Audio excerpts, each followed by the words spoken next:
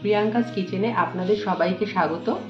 তো বন্ধুরা, যেহেতু খুব গরম পড়েছে আর ঝিঙে খাওয়া কিন্তু আমাদের সবারই অত্যন্ত ভালো।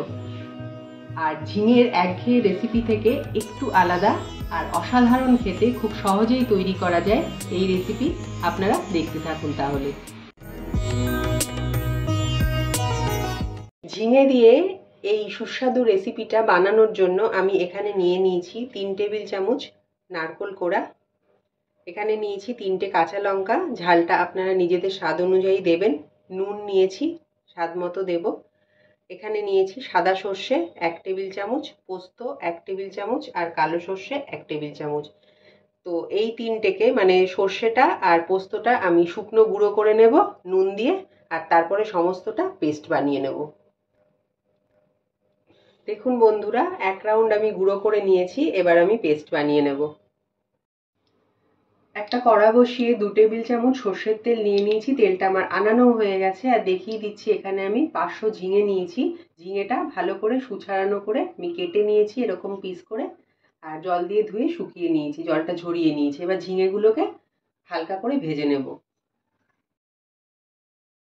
একটু হলুদ গুঁড়ো দিয়ে দিচ্ছি, এবার ভালো করে নেড়ে চেড়ে ভাজা করে নেব।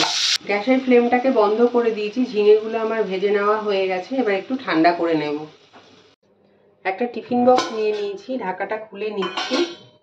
আর এই যে পেস্টটা আমার রেডি হয়ে গেছে, দেখুন বন্ধুরা, পেস্টটা আমি দিয়ে দিচ্ছি। মিক্সি থেকে মশলাটা নেওয়ার পর দিয়ে দিচ্ছি এখানে হাফ টিস্পুন হলুদ গুঁড়ো আর 1 টিস্পুন লঙ্কার গুঁড়ো।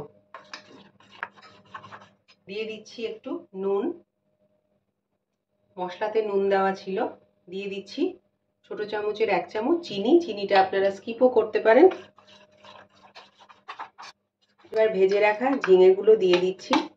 আলতো হাতে ঝিঙেগুলো আমি মিক্স করে দেবো মশলার সঙ্গে।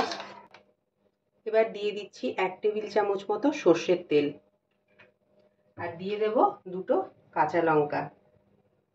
সব দেওয়া হয়ে গেছে, এবার ঢাকাটা বন্ধ করে দিচ্ছি।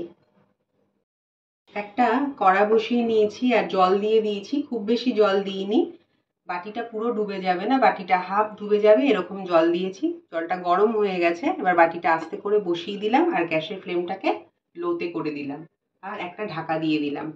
এবার আমি 15 থেকে 20 মিনিট এটাকে কুক করে নেব। 16-17 মিনিট হয়ে গেছে, ঢাকাটা খুলে নিচ্ছি তো, আর গ্যাসের ফ্লেমটাকে বন্ধ করে দিচ্ছি। এবারে আমি বাইরে বের করে ঠান্ডা করে নেব। এখন ঢাকা দিয়ে রাখছি, ঠান্ডা করে নিয়ে তারপরে গরম গরম পরিবেশন করব। ঢাকনাটা খুলছি বন্ধুরা, দেখুন কত সুন্দর কালার এসছে আর খুব সুন্দর একটা ঘ্রাণ বেরোচ্ছে। সেটা আপনারা পাচ্ছেন না, আমি সামনে থেকে পাচ্ছি।